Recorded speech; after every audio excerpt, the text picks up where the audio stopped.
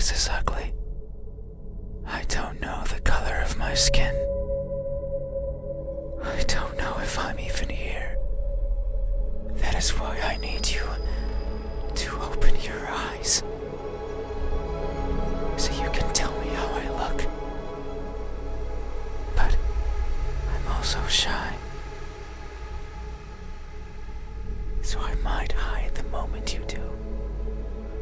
You won't find me anywhere, and soon you will forget, like a faded dream.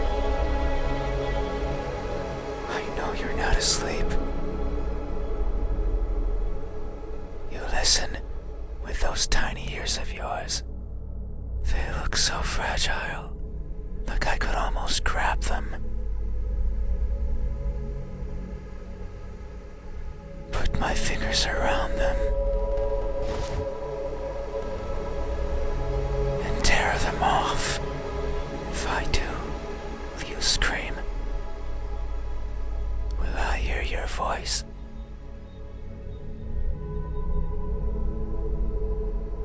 It was a joke. I'm joking. Don't be scared. Hey, how do you think my eyes look when our gazes finally meet? What will you find? Answer me.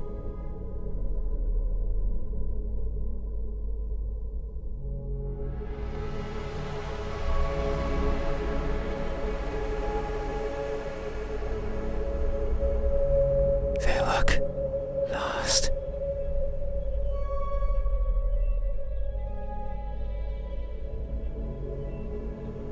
That may be so. I am never sure of where I am. My days consist of wandering about aimlessly, searching for something. I worry that if I'm not paying attention, what I'm searching for will slip away. The thought terrifies me. It terrifies me so much. So I always keep my eyes peeled, even if there's nothing to see. That way, nothing will slip away, no matter where it goes, and no matter where it hides, no matter how terrifying the world might be, no matter the countless terrible things I witnessed by mistake in the process. No matter what, I will never blink. I will forever be confused by the world around me. I will forever be lost. But what is that something that I'm searching for? It's been so long since my wandering began. I can no longer recall the feelings that drove me to it. What is it? Is it something I can hold? Is it a being of flesh and bones?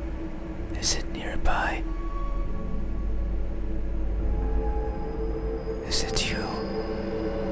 Hey, have you ever looked so fervently for something that you end up losing yourself in the process? Have you? These eyes, are these my eyes? A good answer. Yet there is only one way to know the truth. Open your eyes,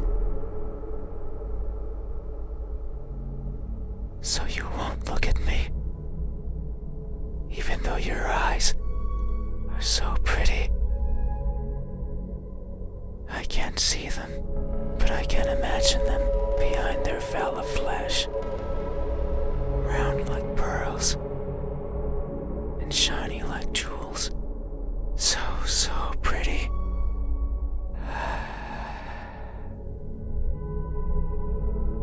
It's fine. We still have time. The night is still and silent.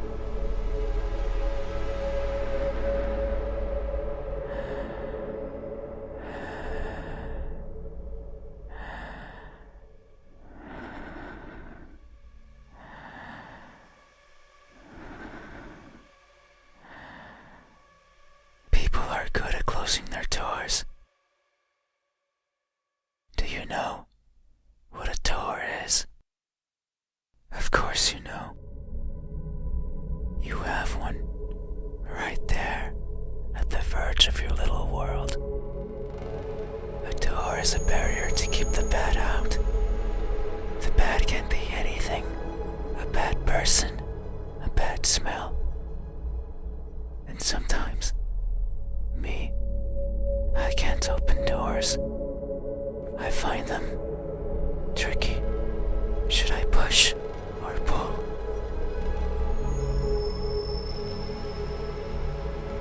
Should I turn the knob left or right? Should I try to take it off its hinges?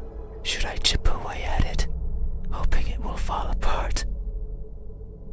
And what happens when it opens? Do I close it behind me? Do I keep it open? But that might be rude to the person who had it closed. But then, how do I get out? And what happens if the wind pushes it close? What then? So many options.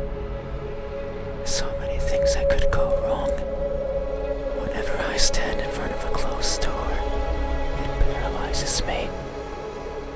I stare at it for a long time and think of my excuses, because that's all they are. What bothers me the most about closed doors is the idea they exist to keep me out. It fills me with the need to go in, so I search for a crevice or a window, anything that might be open, anything that might let me in. I'm not good with doors, but as long as there's a place where I can fit, then I can go in anywhere. Every night, I hop across the shadows of the streets. I'm careful so as to not be caught by the light. In my eternal search, I pick a place where to rest. I slip in and spend the night wherever is comfortable, without alerting anyone. Usually it's a cellar, an attic, anywhere with dust, with dirt. I feel at home there. But sometimes, just sometimes, an urge swells inside of me. The urge to be seen. So I search hard for a door that's open, for an entryway covered in darkness, and for someone to be at the other end, awake, as if expecting me, but you won't look at me, even though you had your door open for visitors. Why is that? Are you afraid? Do I scare you? No, that can't be it. We have been chatting for so long. You haven't chased me out. That means you welcome me. So I'm certain that if I were to reach out my hand, you would reciprocate and grasp it. I'm sure your hands are warm. So very warm. Because people are always warm. Hey, how do my hands look when my warmth finally meets yours? How will it feel? Answer me.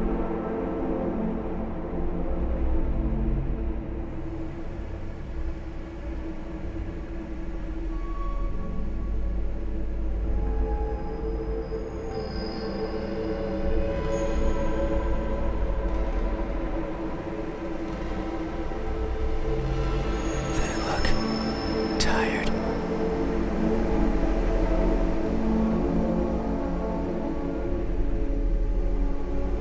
That may be so. These fingers of mine have touched so many things. They are always stretching forwards, reaching out for something. The tip of my fingers dance over the surfaces that I travel, and their sensations reach the core of my brain. Be it the softness of the first spring flowers, or the roughness of a wall made out of rubbish. Caressing, grabbing, clawing, no matter the time of day, no matter if I'm awake or asleep, as if they had a mind of their own. latch onto the fabric of your bed sheets. They like how these thousands of threads intertwine with each other.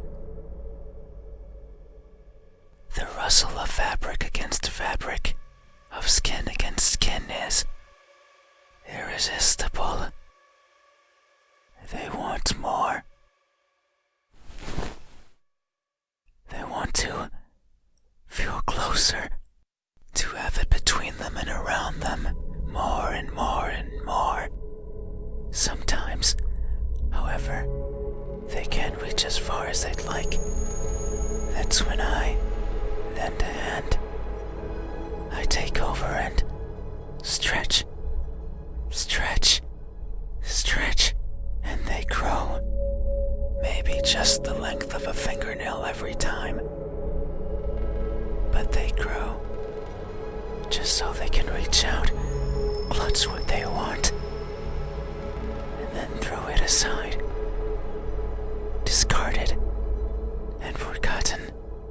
That's why they are tired, because they never stop seeking, and most likely never will. Hey, have you ever stretched your fingers to grab a hold of something important, only to learn that it's been long out of your grasp?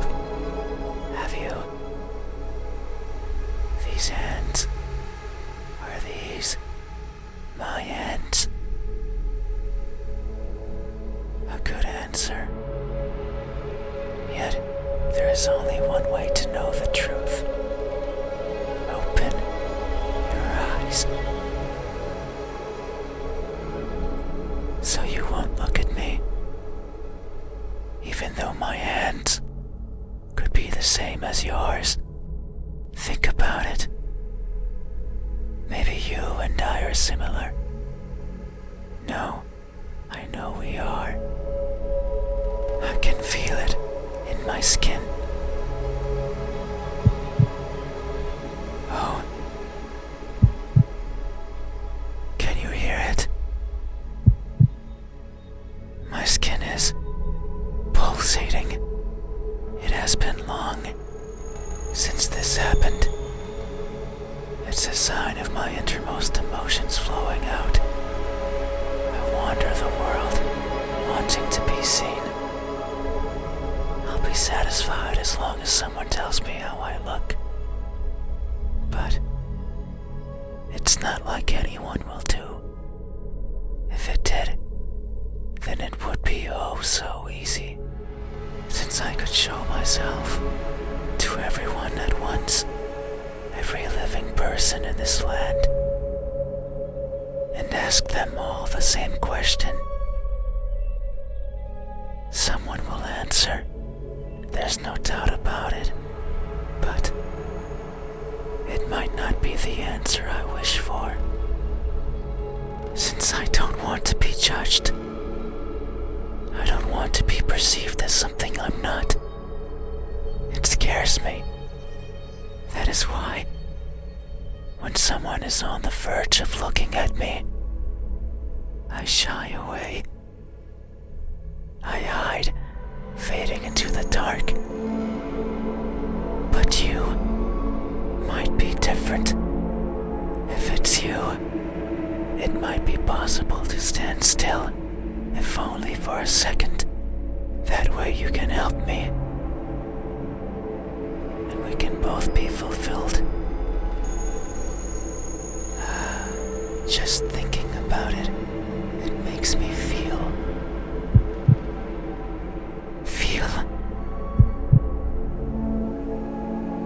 something.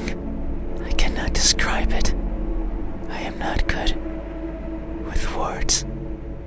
There was a person in my past who taught me to speak like a person. They were not good at it either, and thinking back on it, they certainly didn't enjoy it. To teach a wordless being how to talk must be a challenge. Yet, they did, simply because they could. It is weird to remember, because it makes me think of why I want to be seen, and I am not. Sure, I don't care silence. I don't want to be judged. But if that were it, I could easily stay out of sight. So why is it? Why do I want someone to recognize me so much? Maybe it's only because I can. Because everyone gets to be recognized. But me. But I will. Soon. Once you open your eyes. There it is again. Just thinking about the moment you unveil your sight onto me. And you finally take those bed sheets off your body. And you inspect every crevice of mine. And you finally open those tight lips of yours to let me hear what I am. And to maybe even give me a name. It makes me feel, but I don't know what. Surely it would be evident if you were to look at my face. Hey, what does my expression look like? When that veil of uncertainty finally disappears, what will we convey to each other? Answer me.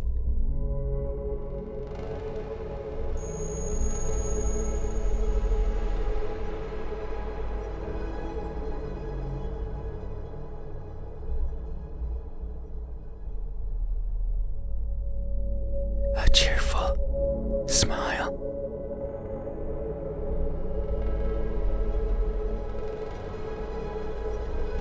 That may be so. It would only make sense for the end of this journey to bring me joy. It has been so long. I can no longer remember where it all began.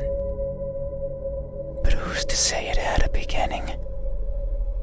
Maybe the starting point is that faint memory. The earliest one I can recall.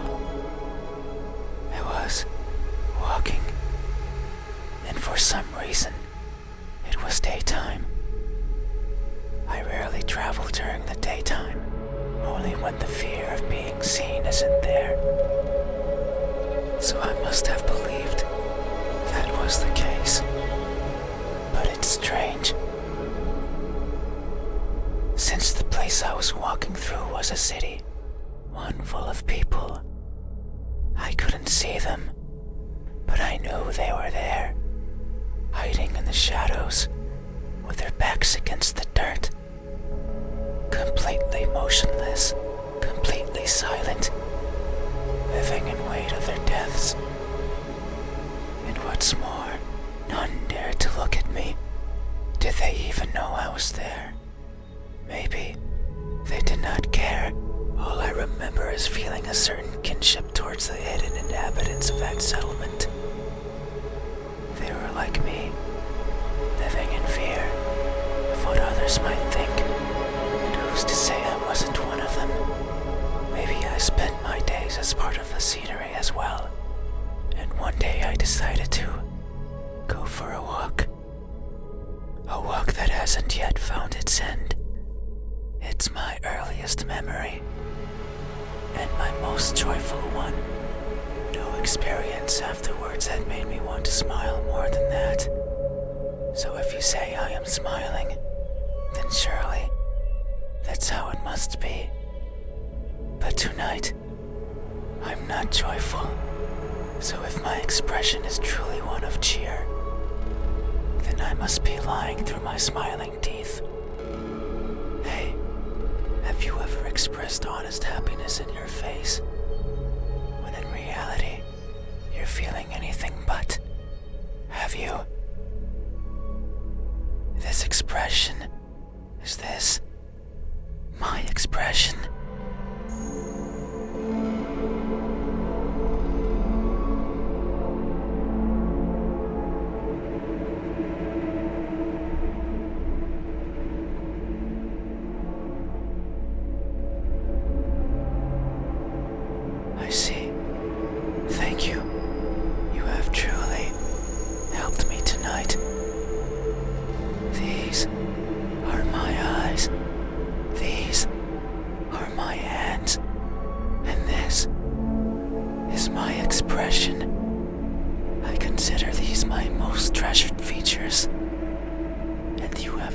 picture them all. No one has done this for me. I feel a connection with you, one born out of honest gratitude. But there's one step left. You need to make sure of the truth. It is the only way to finally understand each other. So please, I beg of you, open your eyes.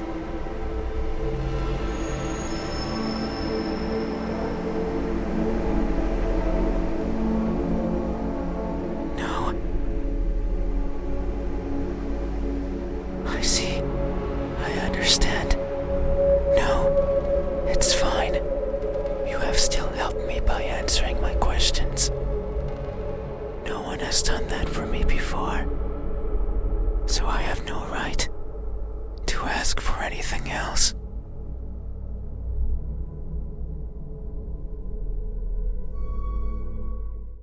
No, that is a lie.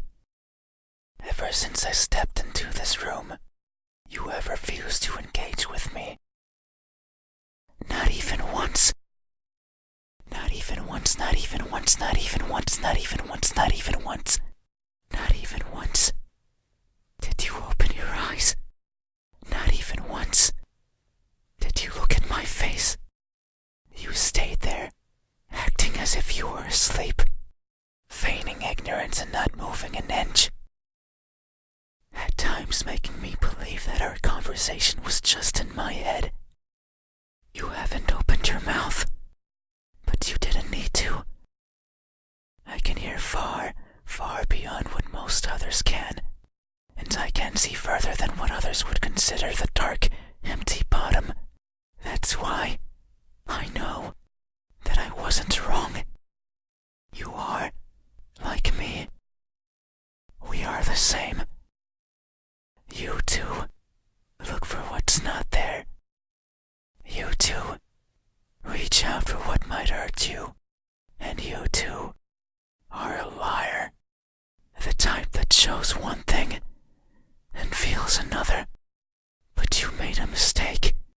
I know you're lying. Because every answer you've given me so far has been wrong. I am not what you said I am. These eyes, these hands, this expression.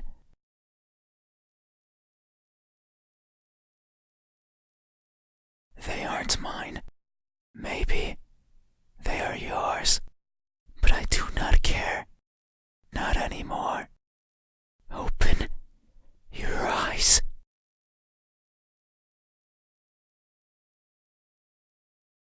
I didn't want to be judged. I didn't want to be perceived for something I'm not. And that's all you did. So now, you will open your eyes and see me for what I truly am. You said so, remember? That in this room, you know how everything looks. It was those words that brought me here. So you have to do right by that which you claimed. It is time. Open your eyes. Open your eyes.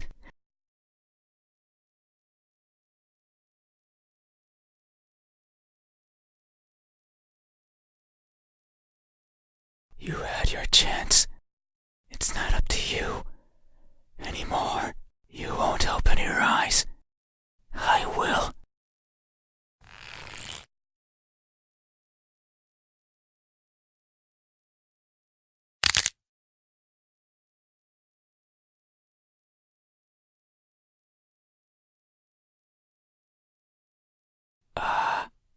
Your eyes are as beautiful as I imagined. Tell me, my new friend, what do you see?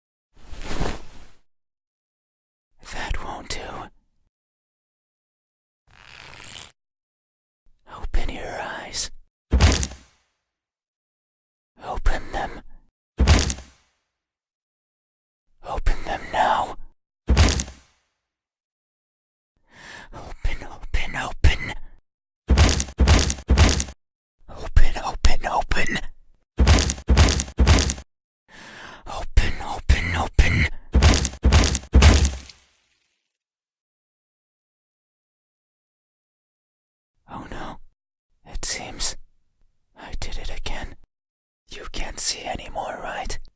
You can't talk anymore, right? You can't think anymore, right? Then, this is farewell. Thank you for trying, friend.